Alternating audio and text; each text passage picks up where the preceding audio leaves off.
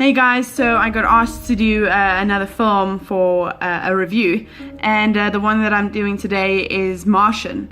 And Martian, who is played by Matt Damon, basically this whole team go up into Mars, and this huge storm kind of thing happens, and for some hectic reason Matt Damon gets like whacked and he is out cold, and his whole team can't find him. So he gets proclaimed as dead, and that's what the movie's all about, you know. So is he dead? Is he not dead? How is he gonna survive? He's got no one there.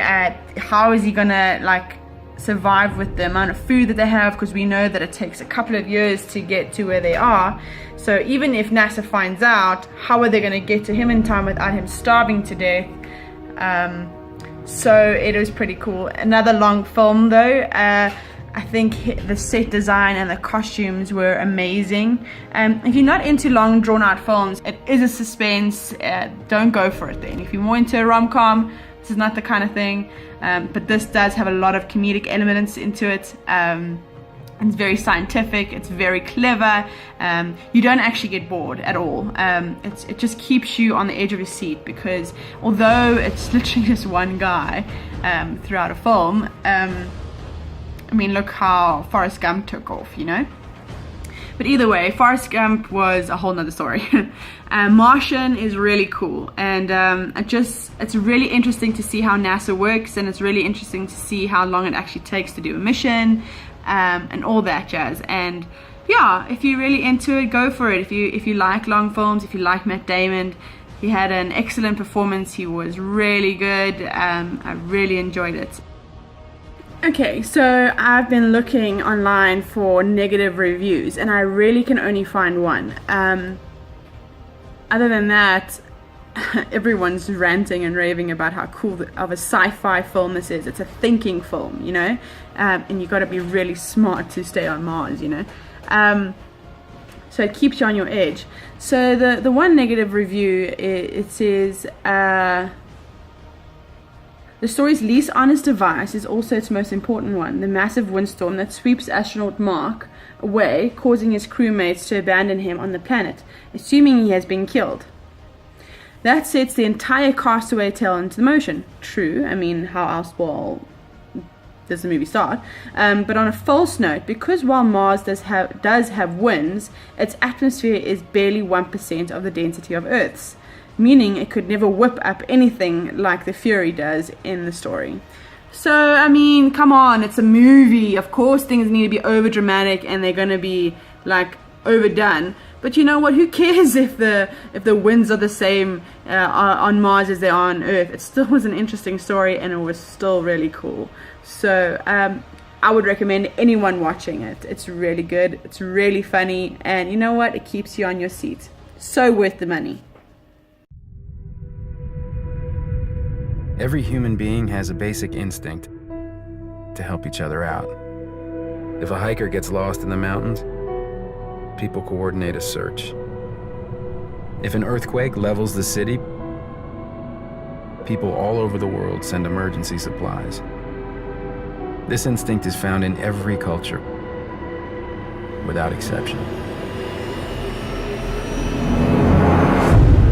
At around 4:30 a.m., our satellites detected a storm approaching the Ares 3 mission site on Mars. The storm had escalated to severe, and we had no choice but to abort the mission. But during the evacuation, astronaut Mark Watney was killed.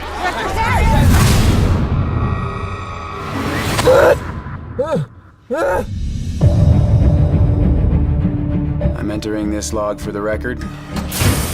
This is Mark Watney, and I'm still alive. Obviously. I have no way to contact NASA or my crewmates, but even if I could, it would take 4 years for another manned mission to reach me, and I'm in a hab designed to last 31 days. So, in the face of overwhelming odds, I'm left with only one option. I'm gonna have to science the shit out of this. Okay, let's do the math. I gotta figure out how to grow 4 years worth of food here on a planet where nothing grows.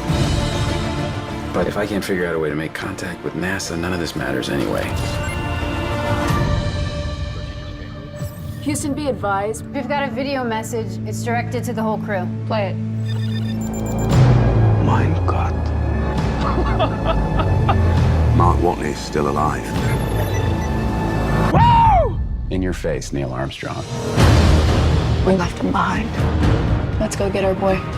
This is something NASA rejected, so we're talking mutiny.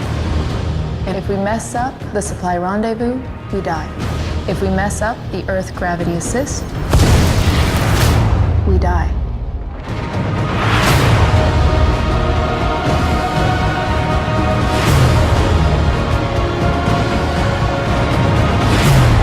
It's space. It doesn't cooperate. I guarantee you that at some point, everything's gonna go south on you. And you're gonna say, this is it. This is how I end. Is it possible that he's still alive?